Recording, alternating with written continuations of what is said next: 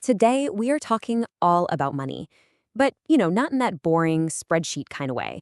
We're going to dive into the invisible script that's running in your head, the one that might be secretly wrecking your financial life, and, more importantly, how you can grab a pen and rewrite it for a totally different future.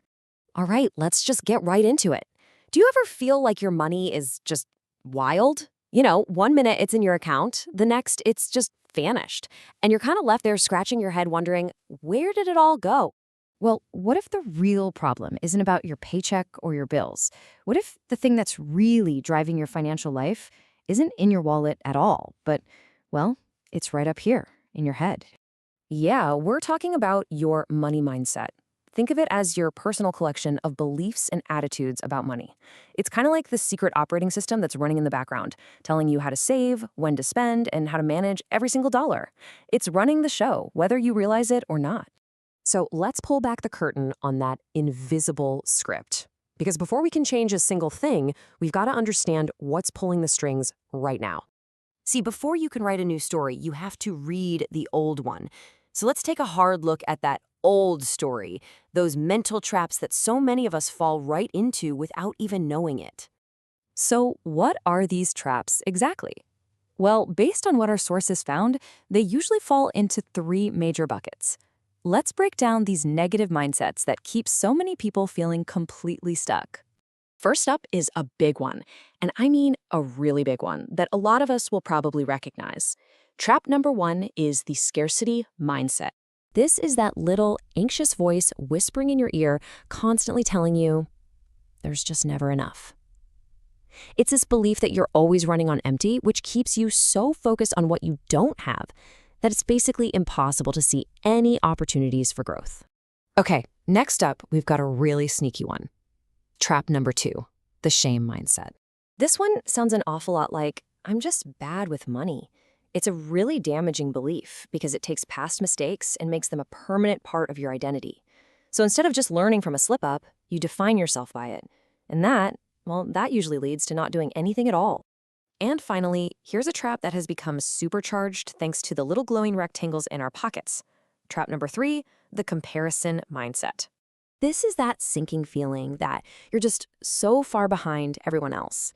You're scrolling through social media, looking at someone else's perfect highlight reel, and you're comparing it to your messy, everyday reality. It's an absolute recipe for feeling awful about yourself and probably making some bad money decisions because of it. Phew.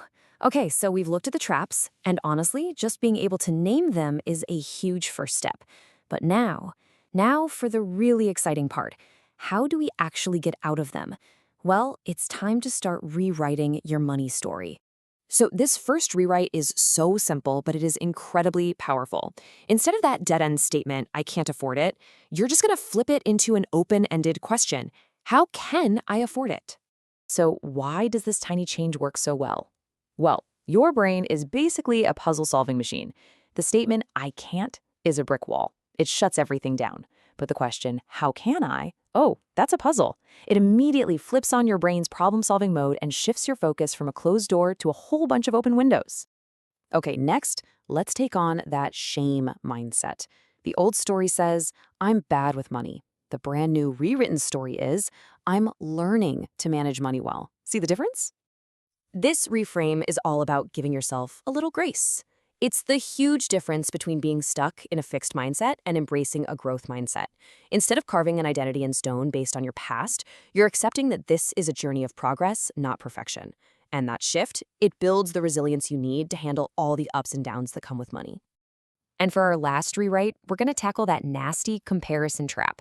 The old painful thought is, I'm falling behind. The new, way more powerful thought is, my financial journey is my own. This, right here, is the key to finding some peace. When you really take this to heart, you stop looking side to side and you start comparing yourself to your past self, which is the only comparison that actually helps you grow. It lets you celebrate your own small wins and focus on your goals, not the filtered, curated ones you see online. Okay, so this all sounds great in theory, right? But how do you actually start? Where does the rubber meet the road? Let's get super practical with your very first step. Look, you can start making this shift today with three really simple actions. First, track awareness. For just 1 week, track every single dollar you spend. Don't judge, just watch. Second, pause and reflect. Try the 48-hour rule for any non-essential purchase. Just wait 2 days to see if you still really want it. And third, acknowledge progress. Every single day, write down one small financial win. It could be anything. This builds that positive momentum you need. So as we wrap this up, I want to leave you with one last thought on what might just be the most powerful financial tool you'll ever have. It's this idea, and it's captured so perfectly here. Your financial past doesn't determine your future. Daily actions and mindset adjustments shape your life's path. Just remember that. Your power isn't in what happened last year. It's right here, in the very next choice you make. So I'll just leave you with this one question to think about. After everything we've talked about, what's the one story you'll start rewriting today?